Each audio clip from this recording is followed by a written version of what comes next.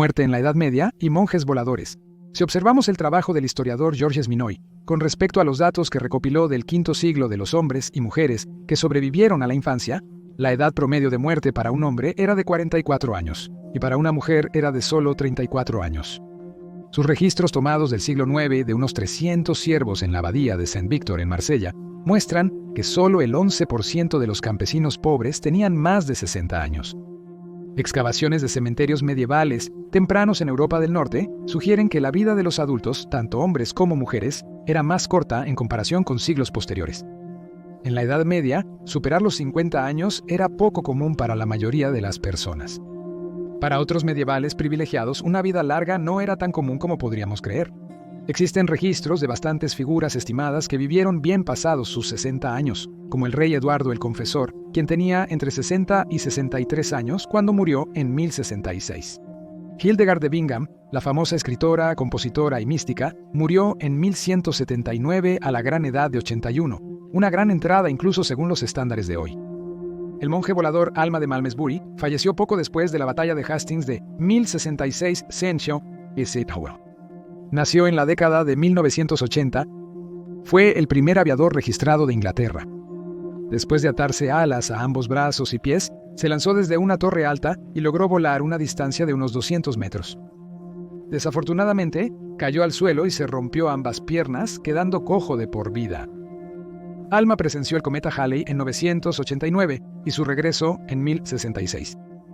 Suponiendo que tenía al menos 6 años para recordar el primer evento, sugeriría que también tenía más de 80 años antes de morir, y eso fue con una discapacidad de por vida. Hay que decir que la mayoría de las personas mayores mencionadas eran clérigos que probablemente no trabajaban duro en los campos todos los días y probablemente tuvieron la suerte de tener una dieta adecuada. El arzobispo Teodoro de Taurus llegó a Gran Bretaña cuando tenía aproximadamente 65 años. Se convirtió en arzobispo de Canterbury en 668 y vivió hasta los 88 años. El abad africano Hadrian, que lo acompañó, vivió bien entrado en sus 70s. La mayoría de los hombres poderosos promovidos a los niveles superiores de la Iglesia tenían, de todos modos, más de 50 años. Para aquellos que no tuvieron tanta suerte como, o tan bien cuidados como el clero, parece que en general la experiencia medieval de envejecer no era ni agradable ni anticipada con entusiasmo. No se permiten. Pumas. Los 4 humores jugaron un papel masivo en la medicina de la Edad Media. Para los medievales, mantener la bilis negra, la bilis amarilla, la sangre y la flema en un estado constante de equilibrio era la clave para una vida saludable. Una variable para el equilibrio de los humores era el calor, que se pensaba que creaba la diferencia entre los sexos. Las mujeres eran frías y húmedas, mientras que los hombres eran calientes y secos. El calor masculino significaba que los embriones masculinos crecían más rápido en el útero, permitiéndoles transferir nutrición para el crecimiento de barbas y vello corporal. Se pensaba que los cuerpos de las mujeres medievales eran demasiado fríos para producir semen, tenían físicos débiles y blandos y mentes más pobres. Sus caracteres eran cambiantes en comparación con el del hombre resuelto y moral. Se creía que los cuerpos femeninos generaban olores desagradables en vida y se descomponían más rápido tras la muerte y entierro debido a esto mismo. A pesar de estar mal informados, las personas de la Edad Media eran muy conscientes del proceso de envejecimiento y de cómo afectaba de forma diferente a hombres y mujeres. Aunque los medievales solían asociar a los ancianos con la piedad y el entendimiento, sabían que la vejez no aseguraba un comportamiento piadoso. El abad y escritor inglés Alfred Cavensham indicó que los hombres mayores que se comportaban como niños en la tontería deberían ser maldecidos. Le preocupaba especialmente los desenfrenados deseos sexuales de la época, afirmando en una carta, cito, «Es muy vergonzoso que una mujer mayor tenga relaciones sexuales con un hombre cuando está agotada por la edad y demasiado vieja para tener hijos, impúdicamente porque las relaciones sexuales no están destinadas a otra cosa que no sea la procreación, tal como nos dicen los libros sagrados». En lo que respecta a la vida sexual de las mujeres mayores en la Edad Media, definitivamente no se permitían las cougars. Burla medieval. A diferencia de la sociedad actual, los medievales no tenían reparos en burlarse de los ancianos y los físicamente enfermos.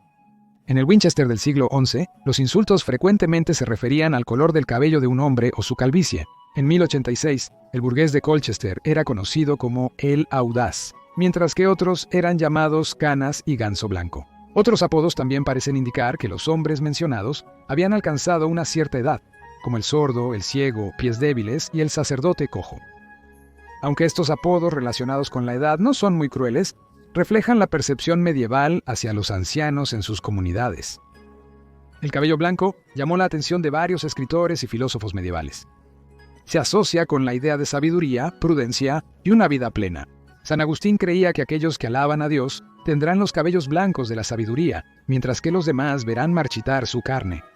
Excepto por este blanqueamiento del cabello, todos los demás aspectos de la vejez, como el envejecimiento de la piel, se consideraban feos e indicadores de los pecados cometidos a lo largo de la vida. Murieron con las botas puestas.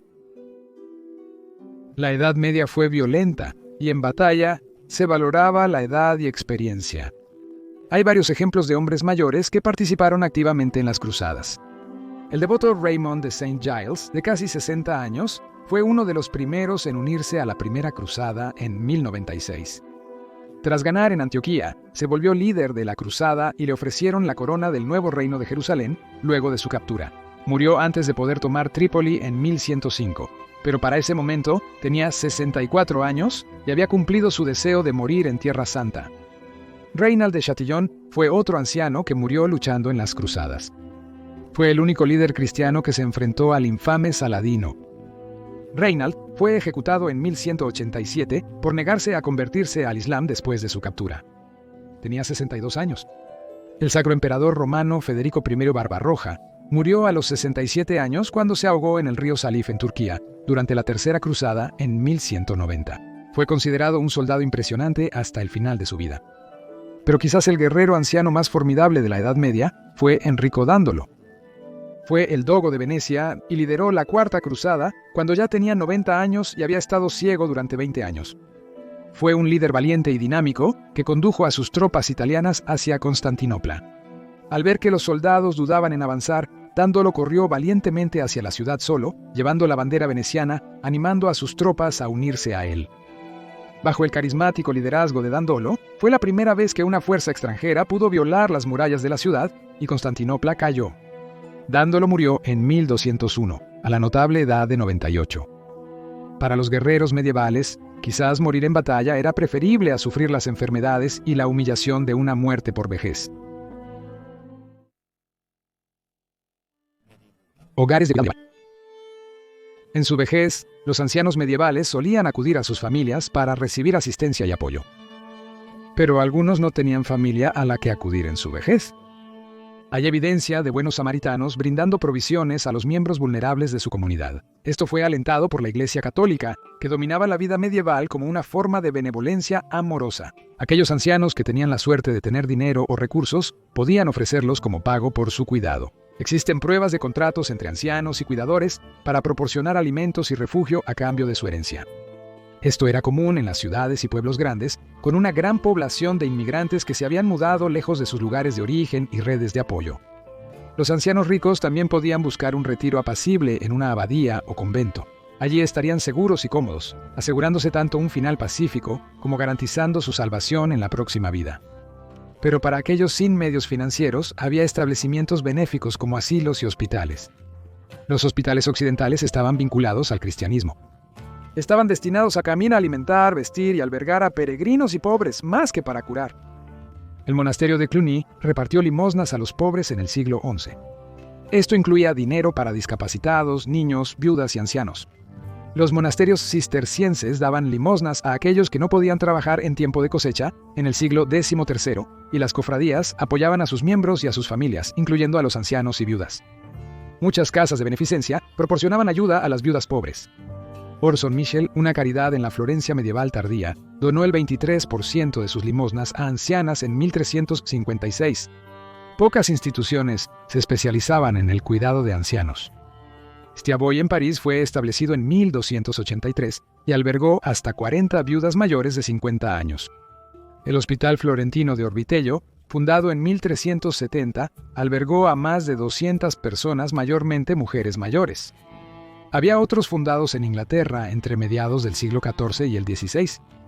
En Somerset, Robert Veal abrió una pequeña casa de beneficencia para entre 5 a 7 residentes descritos como hombres pobres, enfermos, ancianos e incapaces de trabajar. Aunque se alojaban por separado en lo que respecta a la medicina, la mayoría de los tratados médicos apenas separaban los diferentes géneros o mencionaban remedios para aquellos de una edad específica. Los que lo hicieron propusieron usar niños como cura para males de ancianos. Se creía que la orina de un niño curaba la mala vista y dormir junto a un niño gordo aliviaba el dolor de estómago. Dejemos las últimas palabras al historiador Georges Menoy, quien preguntó: ¿cuántos hombres y mujeres podrían haberse deslizado a través de las mallas apretadas de la red lanzada por la muerte? Mallas tejidas de la desnutrición, hambrunas, epidemias, guerras, falta de higiene, ignorancia médica y alta mortalidad infantil. Y preguntarse cómo alguien nacido en la Edad Media logró llegar a la vejez en absoluto. Gracias por ver este episodio de Locura Medieval. Suscríbete si aún no lo has hecho y nos vemos la próxima semana en otro video. ¡Saludos!